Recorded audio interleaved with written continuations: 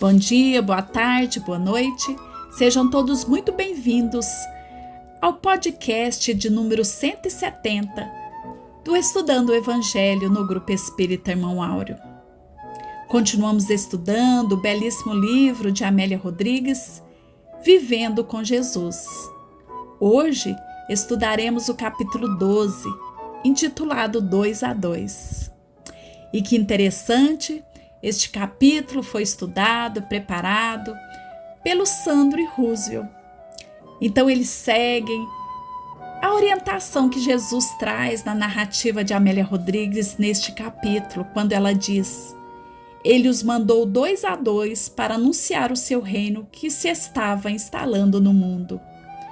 Então Sandro e Roosevelt prepararam com muito carinho este podcast, redigindo-o, e ele foi gravado pelo Fabiano.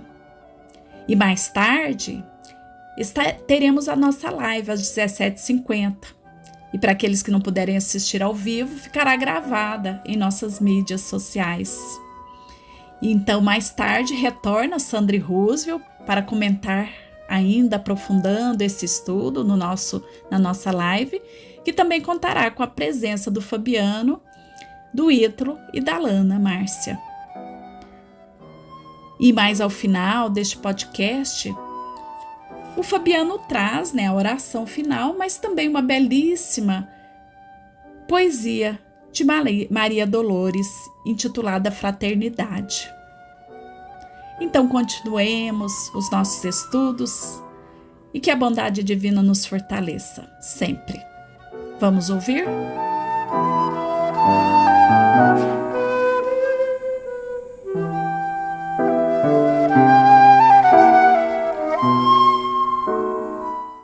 Olá, esse estudo foi preparado pelo Sandro Gonçalves Moreira e pelo Roosevelt Gonçalves Moreira, com base no capítulo 12 do livro Vivendo com Jesus, capítulo intitulado 2 a 2, de Amélia Rodrigues, psicografia de Divaldo Pereira Franco. Iniciemos. A difusão dos feitos de Cristo paulatinamente trouxe um acalento aos corações sofridos daquela época, possibilitando uma mudança dos semblantes tão endurecidos. A possibilidade de esperançar por dias melhores palpitava naqueles que, há pouco, eram incapazes de vislumbrar um futuro melhor. Esperançar, e não meramente esperar de forma passiva que Jesus resolvesse todos os seus problemas. A prática do bem, da caridade, que poderiam ser aprendidas pela exemplificação do Cristo, seriam o fortificante àquelas almas até então desalentadas. Muito sabiamente, Cristo prestava o socorro que se fazia urgente, pois via a necessidade de atenuar o sofrimento do irmão, para que o mesmo pudesse dar ouvidos aos seus ensinamentos. Reportando à nossa prática evangélica, lembremos-nos disso. É muito importante divulgarmos o Evangelho, mas tenhamos a sensibilidade de entender que a atenção e a apreensão do mesmo são incompatíveis com o frio, com a fome, com a dor, independentemente de sua etiologia. O capítulo faz referência à maneira como os contemporâneos de Jesus remetiam-se aos próprios sofrimentos, quase sempre como superlativos. E quanto a nós? Acredito que pouco tenha mudado, pois é comum atribuirmos um peso maior ao que realmente carregamos. A prática da caridade, dentro do que seria ideal, deve ser incondicional e desinteressada. Mas é fato que aquele que se coloca na condição de assistente muito frequentemente é o mais assistido, especialmente no que tange à dimensão dada às dificuldades encontradas pelo caminho. Ainda dentro do contexto de assistência fraterna, A lição nos esclarece que o atendimento ao irmão necessitado deve ser feito de forma individualizada, personalizada e não mecanicamente, seguindo receitas próprias ou aprendidas. Cada ser é dotado de particularidades exclusivas e lidar com as mesmas requer uma série de pré-requisitos, tais como estudo, preparação, disponibilidade de tempo. Estes são os mais fáceis. Uma intervenção que realmente faça diferença deve ser temperada com atenção, compreensão, empatia e, sobretudo, com amor. Fato é que poucos, na atual condição de nosso planeta, possuem tais características, mas a reforma íntima, adquirida pela evolução espiritual, não ocorre da noite para o dia, sendo necessárias vigilância e persistência constantes, ou o máximo de tempo que for possível para nós. Não achemos que o irmão necessitado é sempre aquele desprovido de bens materiais. Os detentores das grandes fortunas, das posições de destaque na sociedade, também podem se encontrar em tal condição. Jesus, de forma amorosa e enérgica ao mesmo tempo, pregou o seu evangelho de tal forma que ele chegasse a estes corações insensíveis. O poder, sob o ponto de vista material, frequentemente se mostra como uma prova difícil àqueles que o detêm, pois, devido ao imediatismo que ainda permeia os nossos atos, julgam determinadas atitudes como insanas e sem sentido, e, em consequência, amontoam entraves que mais tarde poderão comprometer suas jornadas. Outro aprendizado de ordem prática que pode ser retirado da lição é referente à orientação de Jesus aos discípulos quanto à postura diante do irmão de jornada. A ostentação de bens materiais é fermento para diversas mazelas, tais como a vaidade, o egoísmo, a inveja e a antipatia. Reportando aos dias de hoje, em que absolutamente tudo deve ser compartilhado nas redes sociais, muitos de nós nos encontramos afundando em areia movediça, e a descida fica um pouco mais rápida se a quantidade de curtidas fizer diferença no nosso equilíbrio emocional. Dessa forma, quando Jesus aconselha os seus seguidores que devam beber e comer daquilo que lhes for oferecido, traz o ensinamento da não opulência, da igualdade e da equidade.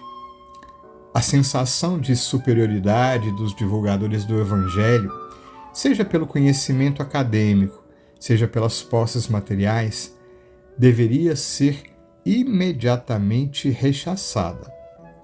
Nisto, como em tudo, Cristo há de ser o maior dos exemplos, pois em todas as obras reportadas a ele, a simplicidade é sempre presente. Jesus nos adverte que a oposição àquele que divulga os seus ensinamentos, tanto por irmãos encarnados quanto por irmãos desencarnados, será apresentada de diversas formas, desde as mais sutis até as mais ostensivas. Nem sempre a recepção será amistosa. O antídoto, nesse caso, tem nome: vigilância. Vigilância no sentido de não absorver energias deletérias e também de policiar os próprios atos, respeitando a opinião do próximo, sem entrar em um debate de ideias, na tentativa de convencer ou converter a quem quer que seja.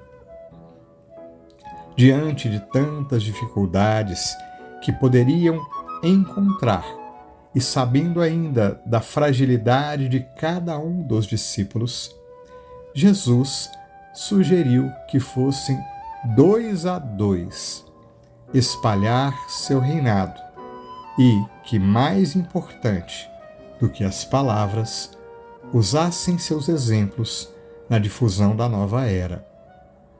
Esse é um dos propósitos de estarmos com os nossos pares, sejam eles nossos familiares, nossos colegas de trabalho, nossos vizinhos, nossos companheiros de templo, que possamos estender um ombro amigo, não apenas ao morador da periferia, mas também àquele que se encontra ao nosso lado no dia a dia, e que não tenhamos vergonha de pedir ajuda quando necessário. Que possamos praticar os ensinamentos de Cristo, buscando edificar seu reino em nosso íntimo e estarmos sempre dispostos e disponíveis aos nossos irmãos de jornada. Eu, Fabiano, que emprestei a voz a esse excelente estudo preparado pelo Sandro e pelo Roosevelt, gostaria também de acrescentar nesse final que nós, seguindo a orientação do Cristo, tão bem esclarecida nesse estudo e enfatizada por Amélia Rodrigues, possamos estar disponíveis para a vida em cada situação em que ela se apresente. Conforme ressaltado pelos companheiros no final desse estudo, que possamos também estar disponíveis para o outro, seguindo a orientação do Cristo.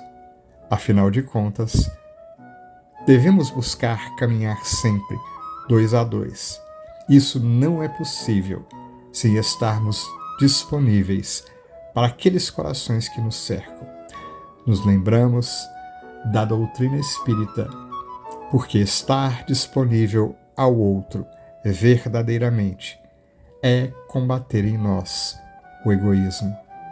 Estarmos disponíveis para o outro é nos abrirmos para a vida, é estarmos disponíveis para a espiritualidade maior, é estarmos abertos ao que pensa diferente, é estarmos abertos às diferenças da vida que nos impelem adiante, a crescer e aprender. Gratidão a todos que nos ouvem, gratidão ao Sandro e ao Roosevelt pela oportunidade de aqui estarmos. Que assim seja. Iniciaremos o nosso momento de oração de hoje com a poesia Fraternidade, de Maria Dolores. Transformar o coração em pouso que se descerra para o serviço na terra, eis a tarefa, alma irmã. Haja céu de azul e ouro, faça aguaceiro violento, ao sol, à garoa, ao vento, partamos cada manhã. Sair de nós, esquecer-nos, aproveitando os instantes no socorro aos semelhantes que clamam em derredor. Pela mensagem da fé, ouve o céu a conclamar-te, pede o mundo em toda parte, a paz da vida melhor. Encontrarás em caminho, atados à dor imensa, os que perderam a crença em rebeldia ou torpor. De cérebro em luz e treva, nobres enfermos da vida tropeçam de alma ferida à míngua de paz e amor.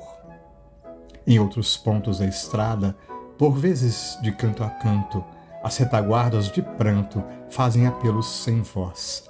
São mães aguardando apoio, sem saberem como e quando, crianças tristes em brando que se arrastam junto a nós.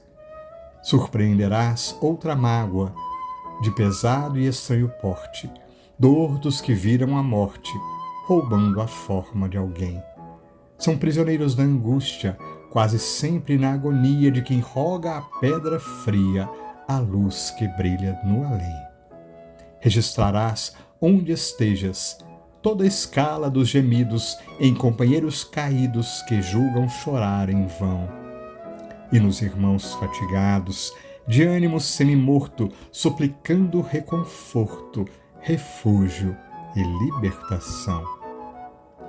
Sejamos para quem sofre entre a sombra e o desalinho, novo amparo no caminho, alívio, socorro e luz. Doemos auxílio e bênção na terra insegura e aflita. Nessa tarefa bendita, o companheiro é Jesus. E então, mestre amigo, te buscamos nessa prece. Sublime companheiro, refletindo na lição do Evangelho, nas tuas orientações de que seguíssemos pelos caminhos do mundo, 2 a 2, acompanhados, como sempre estamos, mestre amigo. E se bem não podemos ainda nos reconhecer na condição sequer de discípulos, algo já podemos ouvir das tuas lições. Nosso coração já se sensibiliza, mestre amigo, e já somos abençoados pela prece, ainda que por breves instantes. E te rogamos, mestre amigo, ajuda-nos a refletir, mesmo diante de nossa situação dificultosa, quantas bênçãos recebemos de Deus Pai Todo-Poderoso. Na oportunidade do esclarecimento bendito, na oportunidade da doutrina espírita e do teu Evangelho, também na oportunidade de tantos corações que se acercam de nós, uns tanto merecendo amparo de nossa parte, acolhimento, carinho, entendimento e compreensão. Mas ajuda-nos, sobretudo, a reconhecer, mestre amigo, quantos corações se aproximam de nós, oferecendo amparo, afeto, carinho e proteção. Ajuda-nos, mestre amigo, a buscarmos olhos de ver, ouvidos de ouvir e sentimento aberto para perceber na vida quanto amor nos cerca, quantos convites ao soerguimento, ao refazimento, à reconstrução, todos requerendo de nossa parte empenho, dedicação, atenção. Que o nosso coração se encha de vida, mestre amigo, nos sentindo rejubilados e renovados, contando com teu amor, para que sigamos na caminhada proposta. Graças te damos, Mestre de amor e luz. Graças damos a Deus. Que assim seja.